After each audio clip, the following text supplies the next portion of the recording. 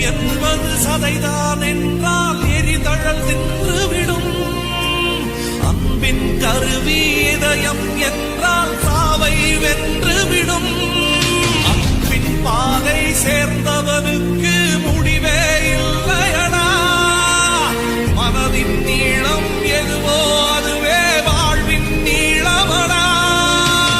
அன்பே சிவம் என்போம். அன்பே சிவம்